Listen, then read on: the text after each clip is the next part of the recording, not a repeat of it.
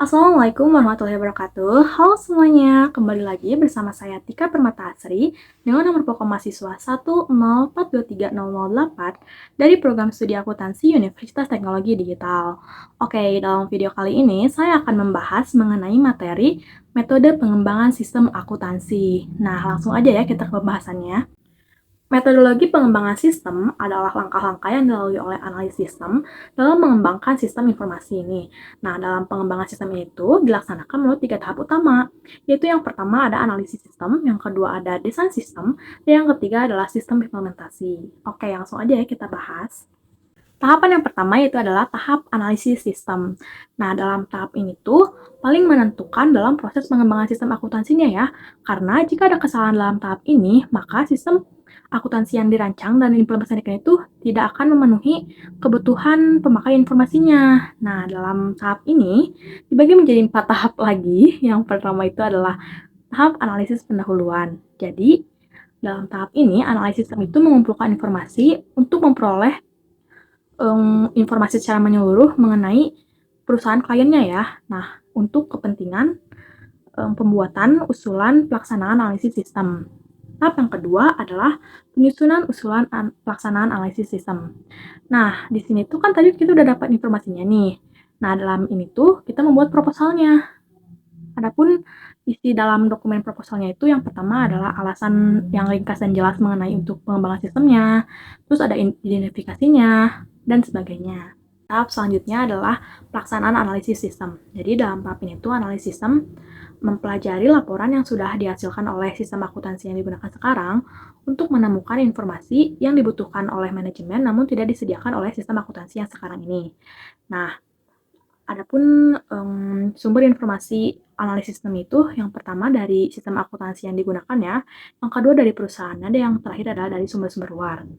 Nah, untuk itu ada teknik pengumpulan analisis sistem. Yang pertama itu adalah dengan wawancara, yang kedua dengan kuesioner, yang ketiga adalah dengan metode pengamatan kelompok, yang keempat adalah pengamatan, dan yang terakhir adalah pengumpulan sampel dan pengumpulan dokumen. Oke, tahapan terakhir dari analisis sistem adalah penyusunan laporan hasil analisis sistem. Nah, hasil akhir dari proses pengembangan sistem ini tuh disajikan dalam sebuah laporan yang disebut laporan hasil analisis sistem.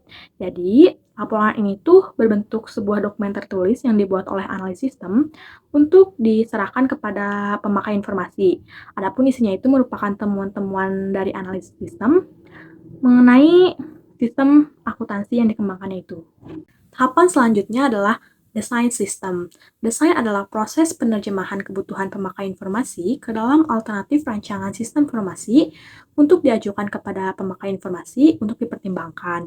Dalam desain sistem ini itu terbagi menjadi 3 tahapan utama. Yang pertama adalah usulan penyusunan desain sistem secara garis besar.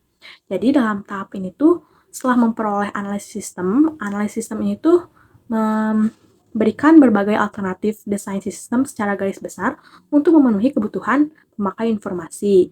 Nah, adapun isi dari usulan penyusunan desain sistem secara garis besar itu yang pertama adalah pernyataan kembali alasan dilakukannya perkembangan sistem ini, terus adalah berbagai alternatif rancangan sistem oleh analis sistem, lalu yang ketiga itu adalah sumber daya yang diperlukan untuk pengimplementasiannya, dan yang terakhir adalah masalah-masalah yang belum terpecahkan. Yang kedua adalah penyusunan laporan final desain sistem secara garis besar. Jadi, setelah adanya diskusi pemakai informasi dengan analis sistem terkait usulan desain sistem secara garis besar dan evaluasi sistemnya, analis sistem ini tuh membuat laporan final desain sistem secara garis besar. Nah, yang terakhir adalah penyusunan laporan final desain sistem secara rinci.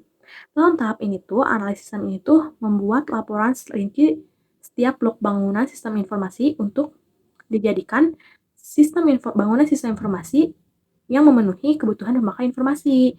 Nah, dalam penyusunan itu disatukan menjadi sebuah dokumen tertulis yang dinamai laporan hasil final desain sistem secara rinci. Oke, tahapan terakhir dari metodologi pengembangan sistem adalah implementasi sistem. Implementasi adalah pendidikan dan pelatihan pemakai informasi terkait penggunaan sistem informasi yang telah dirancang agar dapat dilaksanakan secara operasional. Nah, Dalam tahapan ini tuh, analis sistem juga membuat dokumen tertulis, yaitu laporan final implementasi sistem. Laporan ini tuh berisi dua bagian, yaitu perencanaan sistem dan implementasi sistem. Adapun pendekatan konversi yang dapat digunakan oleh analis sistem dalam mengkonversi sistem lama dengan sistem yang baru, yang pertama adalah dengan konversi langsung, yaitu implementasi sistem baru dengan langsung memberhentikan pemakaian sistem yang lama. Nah, yang kedua ada konversi paralel, merupakan implementasi sistem yang baru yang digunakan secara bersamaan dengan sistem yang lama dalam jangka waktu tertentu. Yang ketiga adalah konversi modular. Konversi ini tuh merupakan implementasi sistem baru ke dalam organisasi dan secara sebagian-sebagian. Nih, yang terakhir adalah konversi phase-in. Konversi ini tuh hampir sama dengan konversi modular, bedanya konversi modular itu terletak jadi pembagian organisasi ke dalam sistem yang baru. Nah, sedangkan konversi PES ini itu adalah pembagian sistemnya itu sendiri. Untuk mengkomunikasikan hasil analisis sistem kepada pemakai informasi, analisis sistem itu menggunakan simbol-simbol standar atau bisa disebut juga sebagai bahasa sistemnya ya. Nah, yang pertama itu ada data flow diagram, ini untuk mencerminkan aliran data. Lalu yang kedua ada dokumen flow chart untuk menggambarkan aliran dokumen. Nah, berikut ini ya ada contoh pembuatan data flow diagramnya. Lalu juga ada beberapa contoh simbol-simbol dokumen flow chart. Oke, mungkin cukup sekian pembahasan dalam video kali ini. Mohon maaf bila ada kesalahan kata dalam penyampaian materi. Semoga materi yang saya sampaikan dapat bermanfaat. Terima kasih dan sampai jumpa lagi.